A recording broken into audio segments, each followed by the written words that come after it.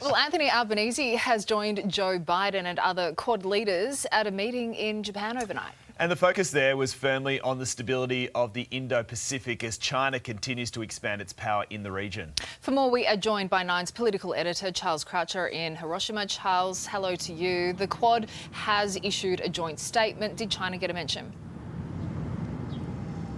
G'day Sophie, g'day Clint. Not specifically, a bit like Voldemort, China. We don't mention them in name. The Quad instead calling for peaceful, prosperous, stable and secure region. But then the very next sentence said free from coercion or any intimidation. I don't think you have to look too far to realise who they were talking about when they say that. That is, of course, the whole purpose of the Quad when it was started, is to contain China, not now but in the future as well, by bringing these four democracies together, four powers of the Pacific, and working as a unified front. And that's what last night, albeit a long way from where it was meant to take place, actually exhibited here in Hiroshima.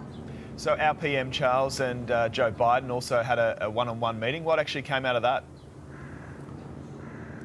They did a couple of crucial things from this meeting. Again, meant to take place in Sydney, instead took place here. The President apologised for the need to move. The first one is this agreement to move forward with clean energy technology, and really crucially for Australian mining in WA and South Australia, Queensland as well, is this idea of these rare earth minerals, things like lithium, cobalt, silicon, that we have in abundance that other countries need for a green energy technology and also for military technology. The US have agreed that we will be considered a domestic partner, so effectively like one of their states, and that removes all these tariffs and barriers from getting Australian minerals and products into the US for defence. That's worth big money. The other agreement that came from this whole meeting, particularly with the Quad, is an elevation and advancement of the Pacific Islands Forum. This is a gathering of the really small countries in the Pacific Islands. Elevating them to a higher level keeps them on the side of the democracies. They're very wary they may be drifting to the side of China. Hey, Charles, Ukraine's President Zelensky also made a surprise visit and the leaders issued new sanctions against Russia. What did they decide? These are the highest sanctions ever issued by the global community against a superpower, effectively, or a former superpower in Russia. They've also agreed that they will train up Ukrainian pilots to fly F-16s. They are the American-made fighter jets that will eventually be given to Ukraine. Obviously, the big impediment of just giving them fighter jets is you need pilots that can fly them. This has long been resisted by the US out of concern. Now they've given the green light for the training to take place. That will, you will assume, then lead to the jets from either Europe or from the US going into the Ukraine, flown by Ukrainian pilots. And that will be a huge help for Ukraine in their fight against Russia. It's a big deal. And it was big that President Zelensky was here in Hiroshima. He doesn't leave Ukraine very often. He's been very welcome, almost the guest of honour here at the summit.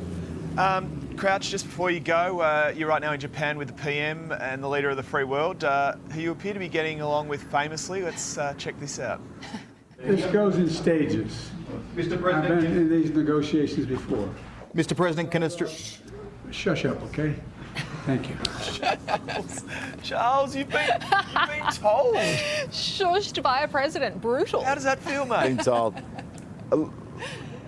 Look, it was a good laugh. Sophie's known me for 18 years. There's been plenty of times she's wanted to say the same thing, I'm sure. Joe Biden, it can be sometimes difficult to know when he's finished talking, and when his zealous press pack, you've got to get in at the right time. It would appear I didn't get in at the right time, but look, it's all fun. I've lived in America, worked in America. I know they have the First Amendment, which is the freedom of the press to ask those questions and the freedom of speech to give those answers, and we got both yesterday. That's enough. Shh. Are you a shusher or a shushy? No, I'm a shushy. You're a shushy. Yeah. In a movie, I'm definitely a shusher.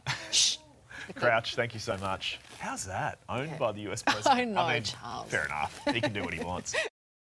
We begin this morning, though, with those high-level talks at the G7 summit. Our PM, Anthony Albanese, chairing a meeting with Quad leaders from the United States, India and also Japan, and it was certainly productive too. Joe Biden signing a defence deal with Australia as the summit leaders hit out at China. Shoulder to shoulder, Australia stands with its closest allies. Okay, thank you. On the sidelines of the G7, the Quad is assembled. Meant to meet in Sydney, a cancellation from Joe Biden threw a spanner in the works. Well, gentlemen, thank you for accommodating the change of location. The Commander-in-Chief apologetic as he praised our flexible Prime Minister, who stressed the importance of strong ties. Standing together for an open, stable, secure and prosperous Indo-Pacific region. A region where sovereignty is respected and all countries, large and small, benefit from a regional balance that keeps the peace. The message is crucial at a time when China is flexing its muscles. In a strong statement, the G7 leaders revealed they're seriously concerned about the situation in the East and South China Seas, describing peace in the Taiwan Strait as indispensable to the security and prosperity in the international community. In response, Australia is binding its defence production with the United States. Joe Biden confirming he will ask Congress to add Australia as a domestic source for arms manufacturing as part of the AUKUS agreement. And all politics may be local, but our friendship is permanent. Absolutely. Thank you. Friendship's essential in a world where the threat of war looms. That made very clear when Volodymyr Zelensky travelled from Ukraine to Japan. His presence triggering fresh sanctions on Russia 15 months into a war which has plunged the world into an era of uncertainty.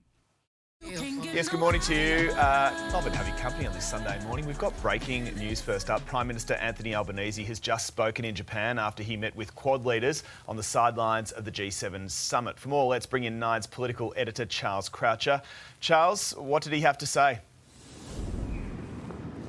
Good morning, Clint. The Prime Minister outlining what happened last night with that Quad meeting. It was pushed back, it was rearranged, they changed the location, but crucially, according to the Prime Minister and the others in the room, it happened. And it outlaid the plan of the Quad moving forward, in particular securing the Indo-Pacific, that is our region effectively, for free trade, free exchange and free flights. This is all about China, obviously, and perhaps containing the expansion of China moving forward, but also elevating the Pacific Island nations around Australia and their role in diplomacy, as well as taking advantage of some of the natural resources that Australia, India, Japan and the United States have, in particular those critical minerals that will be used in the future, things like lithium, silicon, rare earth minerals that will be used in the future for green energy, but also for defence. And that's where Australia can really cash in, particularly with the United States moving forward. The PM is speaking as we talk now. Here's a part of what he had to say. What we're doing is we're investing in our capability through the Defence Strategic Review, through AUKUS, but importantly we're investing in our relationships as well. Our relationships with other nations in our region through the Pacific Island Forum, through ASEAN, but also of course through the Quad, which is a very important body. I said as well that we would hit the ground running, and I started running on the 22nd of May and haven't stopped since. The guest of honour here at the G7 in Hiroshima has been Volodymyr Zelensky, the Ukrainian leader, flying in yesterday. He was given a warm welcome and also the promise that Ukrainian pilots will now be trained on F-16 fighter jets, with the idea of getting them in the future to help the war effort against Russia. From here, Joe Biden goes back to America, not to Sydney as first planned. He's dealing with his own domestic problems back there. Anthony Albanese, on the anniversary of his election, will fly back to Canberra tonight. Hey there, Today fans. Sarah and... What's my name again? Oh my God, Carl. Hey, thanks for watching our YouTube channel, though. Subscribe now for more news, special reports and amazing Aussie stories. And Carl misbehaving, Whoa, of course. that never happens. Always happens. What's she talking about?